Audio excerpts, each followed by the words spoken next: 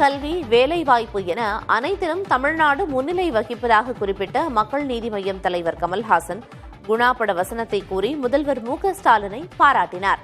முதல்வரின் பிறந்த நாளையொட்டி சென்னை பெரம்பூரில் முதல்வரின் கலைக்குளம் மற்றும் உணவு திருவிழா 3 நாட்கள் நடைபெறுகிறது. இதனை கமல்ஹாசன் துவக்கி வைத்தார். இந்த நிகழ்ச்சியில் அமைச்சர் சேகர்பாபு, திமுக எம்பி கனிமொழி உள்ளிட்டோர் பங்கேற்றனர். விழாவில் பேசிய கமல்ஹாசன் தமிழ் மொழிக்கு ஆபத்து நேரும் போது தெற்கிலிருந்து ஓங்கி ஒலிக்கும் குரல் ஸ்டாலினின் குரல் என கூறினார்.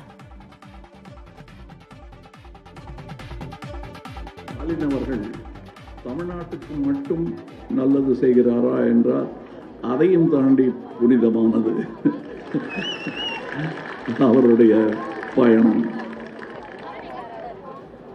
ஒன்றிய அரசு மாநிலங்களின் உரிமைகளை பறிக்க முயலும் போது இந்துத்துவ கொள்கைகளையும் இந்தியையும் தேசமெங்கும் திணிக்க முற்படும் பொழுது ஜனநாயகத்தையும் கூட்டாட்சி தத்துவத்தையும் கேள்விக்குள்ளாக்கும் போது தெற்கிலிருந்து ஓங்கி ஒலிக்கும் உறுதியான குரல்களில் சிறப்பான குரலாக திரு ஸ்டாலின் அவர்கள் திகழ்கிறார்.